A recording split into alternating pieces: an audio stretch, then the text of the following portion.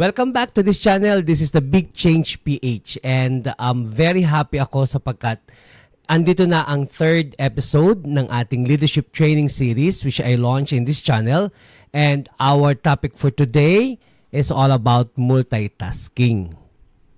Pero bago tayo pumunta dyan, kung hindi pa kayo nakasubscribe sa aking channel, I'm inviting you to subscribe, click the notification bell button para lagi kayong updated, and then you can also like and share para marami pa ang matuto dito sa topic na to.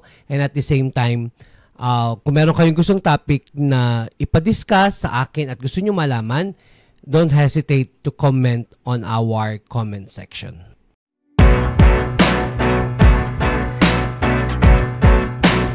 So let's start our topic.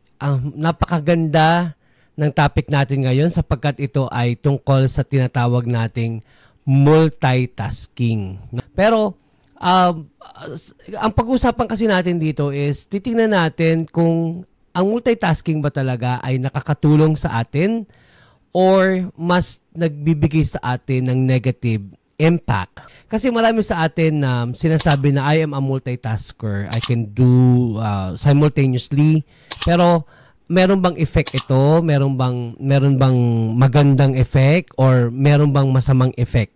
So yun ang pag-uusapan natin dito sa topic na to na multitasking. So ang laging tanong, ang multitasking ba ay nakakasama or maganda ang naidudulot sa atin? Bilang isang mga nagtatrabaho sa isang company, sometimes, nakikita natin yung sarili natin na tayo sa sarili natin, we can do different tasks at the same time. But of course, there are also colleagues in our company na hindi kaya, gusto nila focus lang. Which is better? Ano ba? Ano ba ang maganda between the two? Okay? So, multitasking is definitely it is performing two or more tasks at the same time. Ito yung pinagsasabay-sabay natin, no? Ang magaling daw diyan sa multitasking ay ang mga babae. Sabi nila dahil ang mga babae daw like mothers, no, they can perform several tasks all together at the same time. Napag-aalaga ng bata, nag-work from home, 'di ba? And then may iniintindi pa, may iniisip pang ibang mga bagay. So, 'yon, basically when we do multitasking, hindi lamang isa kundi dalawa o tatlong or apat na different tasks na pinagsasabay-sabay natin on a daily basis, let's say 8 hours, nagkakaroon tayo ng chances na hati-hatiin natin yung oras natin para matapos yung mga tasks na ibinibigay sa atin ng ating mga bosses, okay, or ating mga leaders, okay? So many people mistakenly believe that multitasking reflects a high level of cognitive ability and think that you should multitask to maintain your brain health, no? Yun ang unawa ng karamihan na pag ikaw yung multitasking, mas mataas ang ability mo, ang cognitive ability mo kasi you were able to do multiple tasks on a daily basis or you can finish it na sabay-sabay. Pero in reality, our brains are not set up for multitasking. We are designed to monotask. Yung isa lang para makafocus tayo and makomplete natin ang ating task at the time na nire-require para makomplete yung task na yon. So ano nga ba ang mga pros ng multitasking? Ano ba yung mga advantages? Pag ikaw ba ay nagmo-multitasking, ano ba ang makukuha mo? Okay? So basically, number one advantages or pros of multitasking is it increase productivity, di ba? The more na marami ka natatapos in a day, your productivity increases. Kasi nga, hindi lamang isa yung 8 hours na isang trabaho lang tinatapos mo in 8 hours, pero kapag nag-multitasking ka, 3 tasks or 4 tasks in 8 hours. So, kung ita-times mo siya, kung idadaan natin sa law of leverage, mas maganda siya kasi yung 8 hours mo naging times 4 agad kasi nga 4 ang natapos mo within 8 hours. So, that's one of the pros of multitasking, that's increased in productivity. Number 2 is time efficiency kasi when you say multitasking, you were able to manage your time, 'di ba? So, efficient ka in managing your time, you were able to divide office hours in finishing several tasks. So maganda talaga ang nadudulot ng multitasking. Okay? So that's number 2. Number 3, adaptability. Because you are doing several tasks, you were able to adapt kung ano ba ang hinihingi ng task na yon, at the same time yung hinihingi naman ng kabilang task. So it might be you are becoming more adaptable in creating letters, and then another task is you are given the task of having this inventory. So you were able to adapt kung ano ang kailangan dun sa task na ibinibigay sa iyo. So that's another advantages of multitasking. Another is skill development, because you were given several tasks and each task requires skills. So you were able to develop those skills. Kung nabigyan ka ng 4 o 3 tasks, at the same time, you are developing initially, little by little, you are developing the skills required on that task. So that's a very good thing. And number 5 is task variety. Of course, hindi lamang tayo, sabi nga natin, is mas mabuti siguro na sabihin natin na kapag nagmumultitasking tayo is nagkakaroon tayo ng chance para ma-experience, no, yung iba't ibang task, yung dali or hirap ng task na binigay sa'yo, and then variety, nadidevelop tayo ng iba't ibang mga, nakakapag-develop tayo ng iba't ibang mga techniques, ng procedures for us to be able to complete the task. So you are given, and that's I think that's a very good thing, na hindi lamang ikaw basta magturo, kung ikaw ay teacher, or hindi ka lamang basta nakaupo sa computer if you are computer programming, but because you were given those tasks, other tasks, you were also able to do and learn the skills and the task na requires a task, and then mas maganda, magiging well experienced ka. Those are the pros of multitasking. Okay?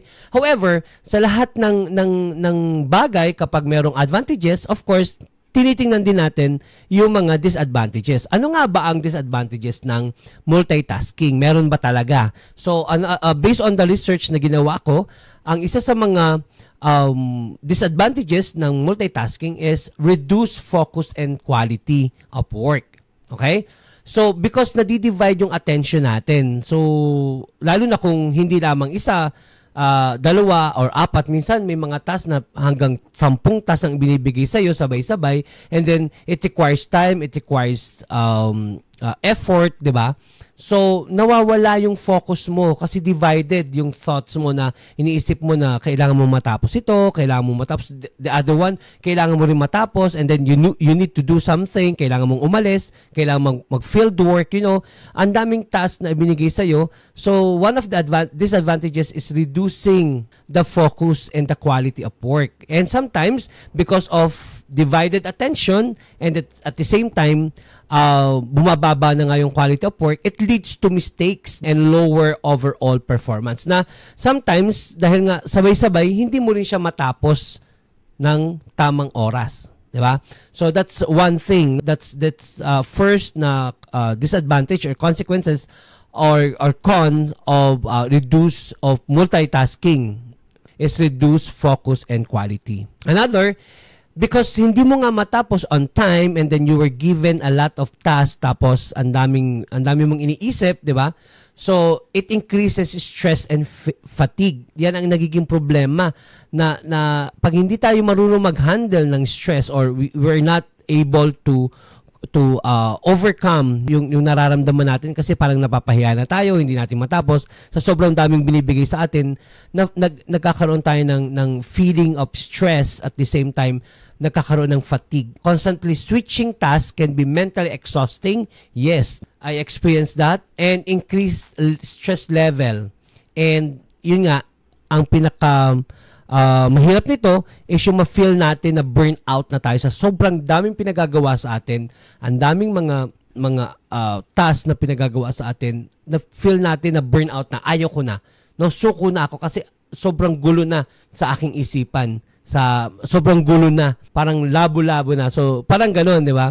So, yun naman ay isa sa mga disadvantages of multitasking. You know, it increases stress and fatigue. Siguro naman kayo, na-experience na rin yan, na sa sobrang yung iniisip, ang dami yung iniisip sa family, sa work, may kaibigan ka pang makulit, meron pang humingi sa'yo ng tulong na ganito. So, you are affected. Kaya nagkakaroon ka ng fatigue and then later on, parang nawawala ka na sa eksena kasi nabe-burn out ka na. Okay? So, nag-move away, no? Nag-stop ka ng konti kasi parang burn out ka na. Number 3, disadvantages of multitasking is that longer completion time. So, because marami kang ginagawa, it can lead and it extend the completion time. Kasi nga, kailangan mo ng focus sa bawat task na ibinigay sa'yo and hindi ka, dahil nga sa sobrang dami mo namang ginagawa at daming task, so nakakaroon ka ng hindi ka ngayon makafocus at pag hindi ka nakafocus, of course, the concentration is affected and now, yon nakakaroon ngayon ng problem in completing the task na binigay sa'yo. So, yon medyo doon sa parting yon yung performance mo affected siya. At the same time, yung instead na dahil kung focus ka, natapos mo siya ng 8 hours or ng 2 days or 3 days, ngayon, hindi mo siya matapos. It takes 2 weeks or 3 weeks para matapos mo. So, affected talaga. So, yung completion time. So, yon that's another thing. You have to think of it. Ano nga ba? Okay? So, I'm presenting to you na that's one disadvantages of multitasking. Yung longer completion time. Okay? And then, decreased memory and retention. Another thing na nagiging disadvantage of having multitasking or doing multitasking is it decreases memory and retention. Kasi sobrang ang dami mo nang iniisip, hindi ka na makafocus, and alam naman natin yan, pag hindi tayo nakaka-focus, minsan nakakawala rin siya. Nakakaroon tayo ng short-term memory loss and naka-affected yung ating retention na ano nga ba yun? Minsan napapaghalo na natin, di ba? Scattered kasi yung ano natin, yung ideas natin. So napapaghalo na natin kung ano yung para dito. Minsan tinatanong ka about, ano na nangyari dito?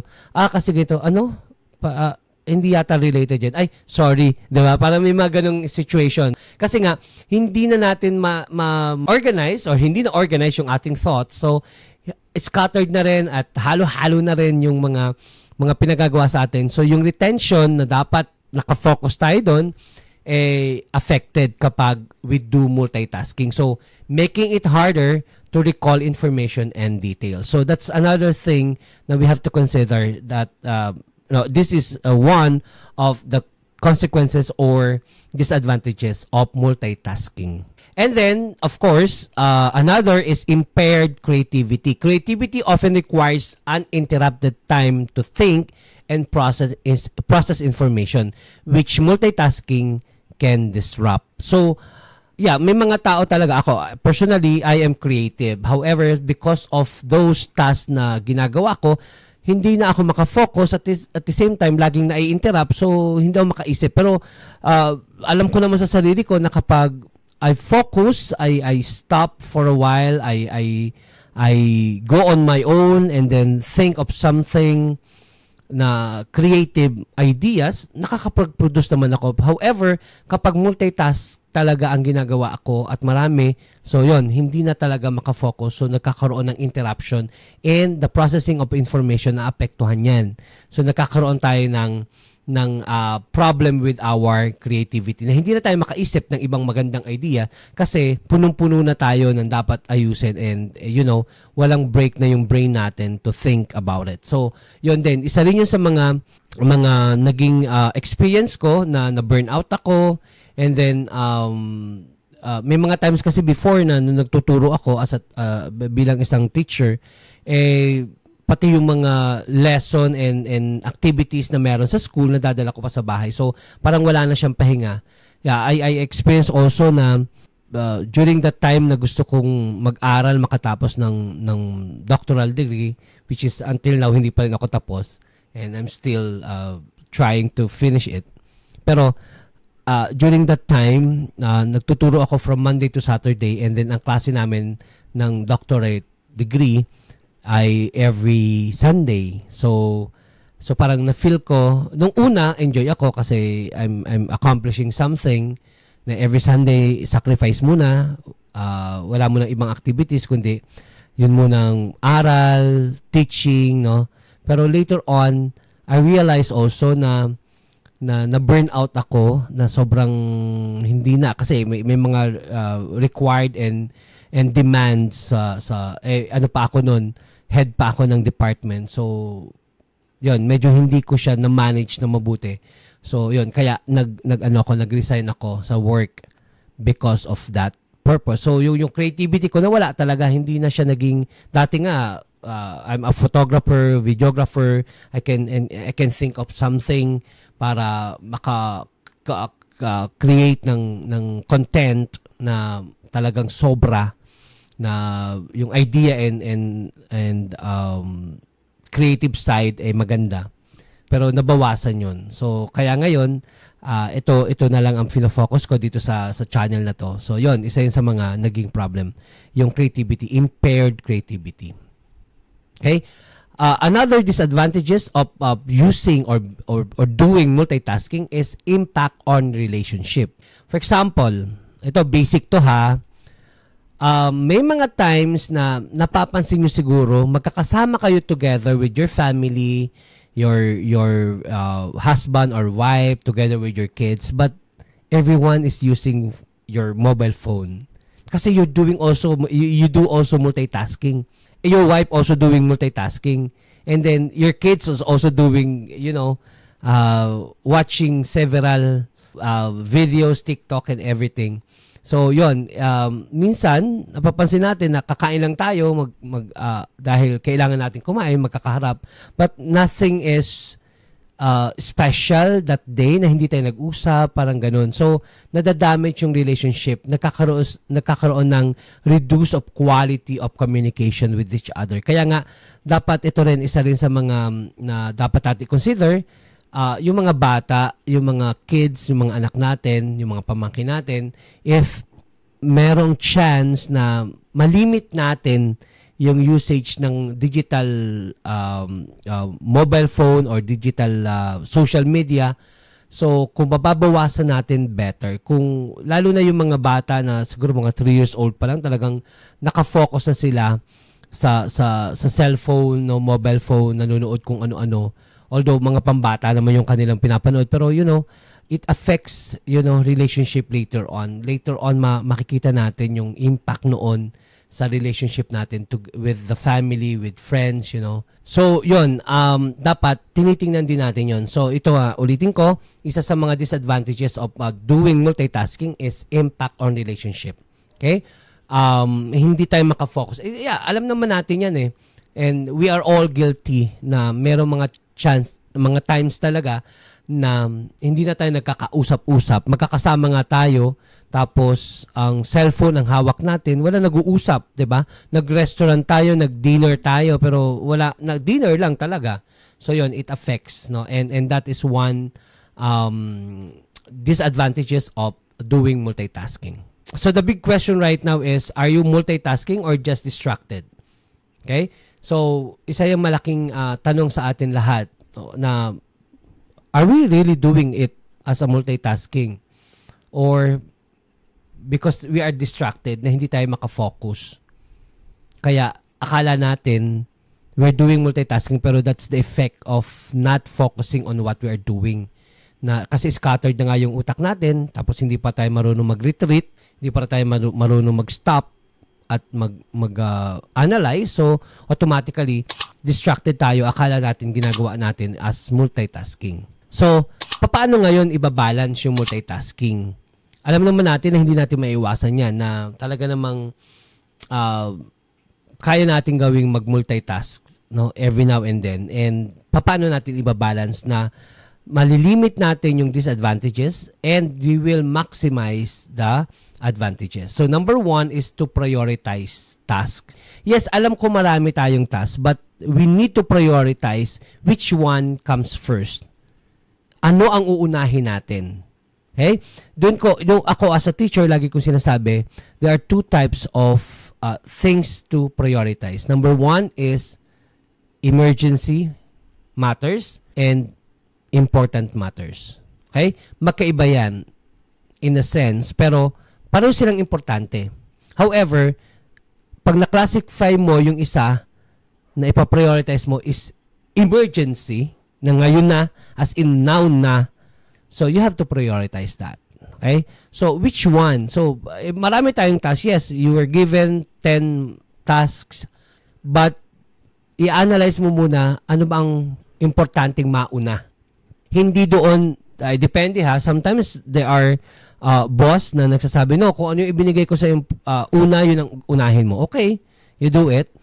So, wag mo siyang galawin kung hindi pa siya, kung siya ibinigay sa iyo ng mga panglimang task, so gawin mo siya on the 5th. Tapusin mo muna yung first, yung second, yung third, and fourth, and then you go with the 5th. Kasi pag hindi ka marunong mag-prioritize, ang iisipin mo, alin ba dito yung uunahin ko? Sa tingin ko yung mas madali, unahin ko muna to. Kasi mas matatapos to. Madali to matapos. So, you can do that also. However, it's up to you, no? I cannot say na dapat prioritize mo to. Ikaw ang makakaalam niyan kung ano ipa-prioritize mo.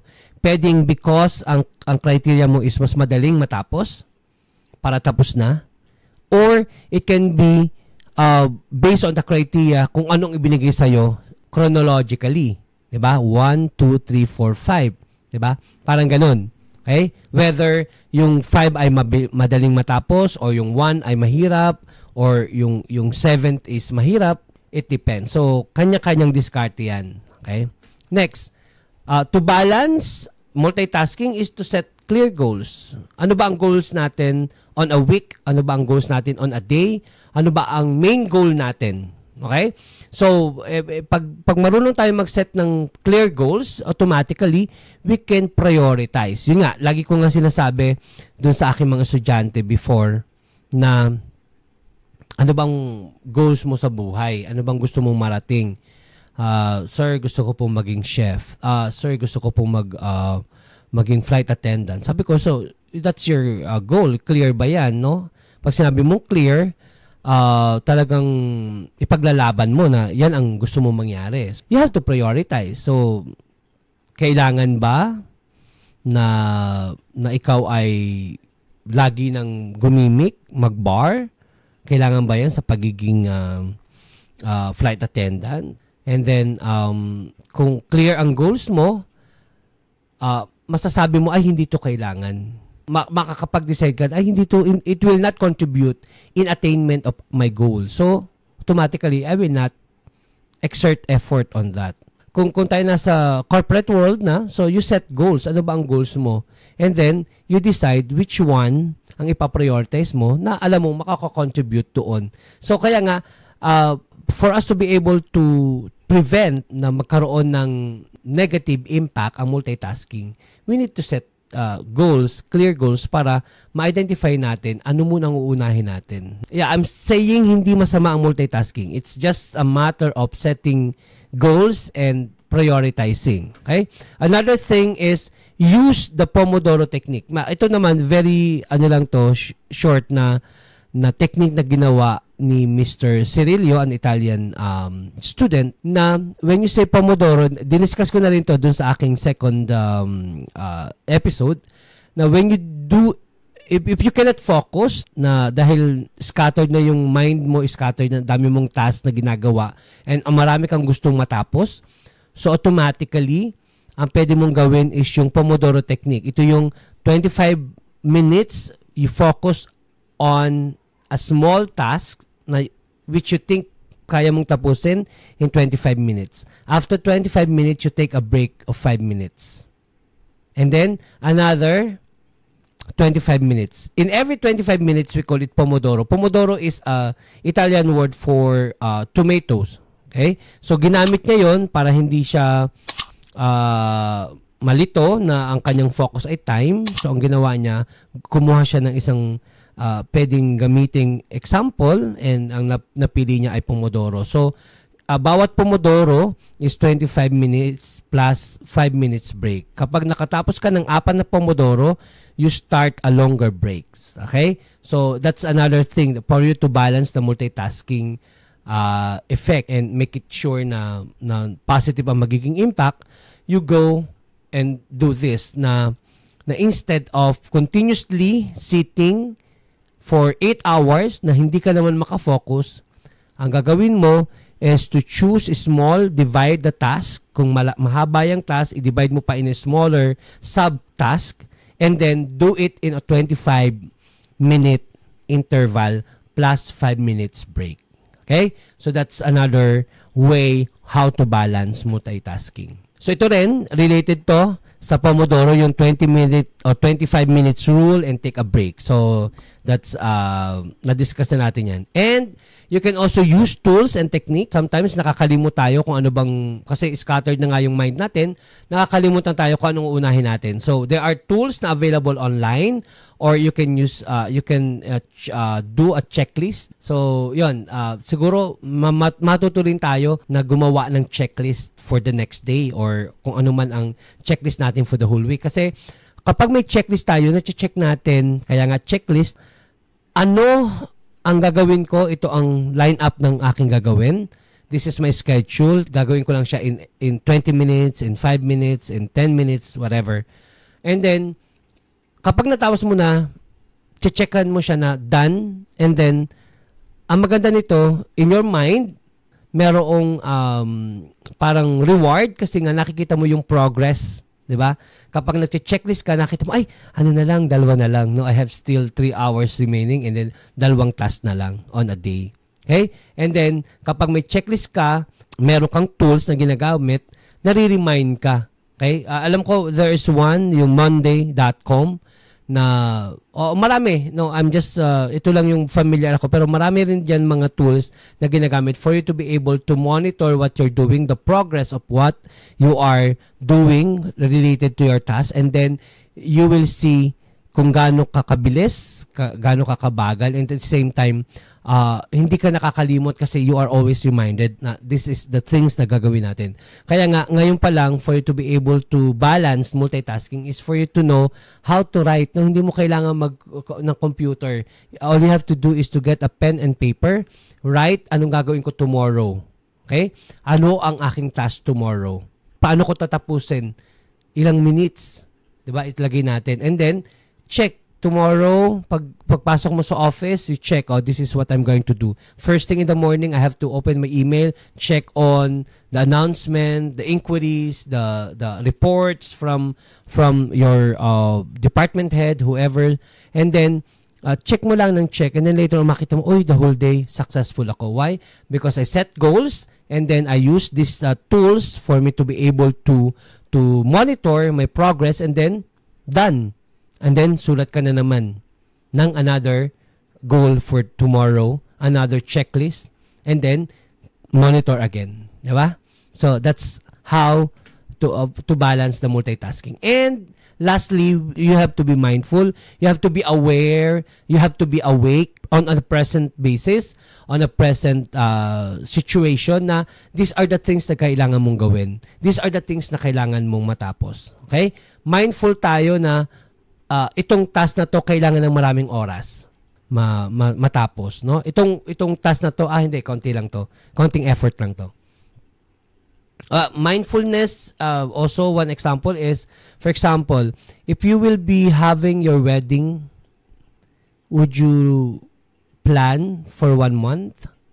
Or would you rather plan for a year? Diba? It depends also kung gaano ka bongga ang iyong kasal. So, the more bongga ang gusto mo magyaring wedding mo, you have to prepare longer. So, you have to be mindful na, kailangan ko tong oras na to. Kailangan ko tong mas marami pang paghahanda.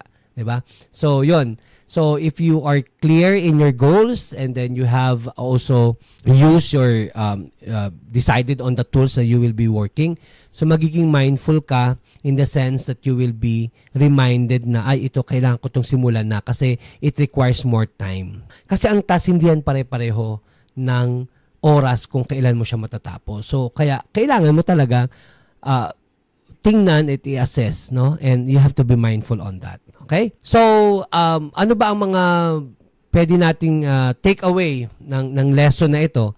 So, multitasking may lower your performance and make you more prone to making mistakes. Ngayon, if you can do it, okay, nice, 'di ba? That's good. However, kung medyo affected yung mga araw mo, yung ginagawa mo because you're doing multitasking, you better decide not to do multitasking. Okay? Kasi there is a prone to making more mistakes. Lalo na kapag hindi maganda ang effect or impact niyan sa'yo. The more na napapansin mo na marami ka ng mistakes, magsabi ka na, Sir, I'll do first this. I will not focus on the others. And better, para matapos ko, makapag-focus po ako. Okay? Kasi para maiwasan na ang mistakes. Another, multitasking can diminish your focus, heighten stress, and increase impulsiveness. No? Alam naman natin yan, if you are into that stage na stress na tayo, nagiging impulsive na tayo. Sometimes, sa pagsasalita, sa kilos, no, nakakapag-decide tayo ng something na hindi maganda, it's because stress na tayo. It may also negatively impact your performance at work or school, leading to additional negative emotions and anxiety. So, kapag ikaw ay stress na, ang impact niyan is additional negative emotions and stress. So, nagagalit ka na, nasisigawan mo na, no? Parang feeling mo na overloaded ka na talaga, and then later on ma-realize mo may anxiety ka na kasi ayaw mo na munang pumasok, ayaw mo muna magtrabaho kasi feeling mo sobra kang down and wala ka na makakontribute. Parang ganun. So that's one thing na pwedeng mangyari kapag hindi natin na monitor or nagamit or nakita yung impact ng multitasking sa atin. So ang aking advice is that bago mo ilagay ang salitang multitasking in your resume, carefully assess, no, your actual ability in this area. If you can do it, okay, that's good. Sabi ko nga sa inyo. But if you think na meron laging negative impact or effect ang multitasking, wag mo siyang ilalagay sa iyong resume. Okay? Para hindi ka hindi mag-expect yung mga mga mag-hire sa iyo na you cannot do. Hindi masama ang ilagay. Hindi masama na walang nakalagay doon na multitasking. Okay? Kasi may mga company rin naman, may mga boss din naman, they don't believe in multitasking. Sometimes they will not hire you because you can do multitasking. Sometimes nagiging nagiging reason kung bakit ayaw nilang ikaw tanggapin. It's because you do multitasking. So, ibig sabihin, iba-iba kasi ang ng mga tao. Iba-iba. Meron may gusto, ito okay to kasi marami akong mapapatrabaho dito. Kahit isa lang siya, kaya niyang gawin pang 10 trabaho. Meron ibang ganun. Pero may iba rin naman mga boss na, no, you focus on what you're doing, ito lang ang gagawin mo. Okay? So, depende naman. Okay? But for me, kung hindi mo talaga kaya, huwag mong ilagay sa resume mo na you can do it. We often, overestimate our multitasking skill, and even those who believe they excel at it frequently make mistakes or work less efficiently. So, yon. Kaya nga, tingnan muna natin. Huwag muna nating ilagay. Okay? So far, very short discussion about multitasking, and I hope you learned something in this video, and pwede kayong mag-comment kung meron kayong gusto pang idagdag. Okay? Don't worry. Open ang ating comment section sa baba. And then, kung meron kayong gusto pang ipa-discuss at gusto pang malaman, i-comment nyo rin sa baba para mabigyan natin ng chance na ma-discuss din natin. So, ang point ko naman this time is I'm doing this leadership training series for us to be able, at least a short period, may matutunan tayo na baka hindi lang natin nababasa o hindi lang natin napapanood. No, I don't believe na ang isang topic, pag diniscuss na ng ibang content creator, ay the whole worldwide people, no, ay mababasa at mapapanood niya. No. Kaya nga, kung kayo nandito sa channel na to, very focused tayo in this, no?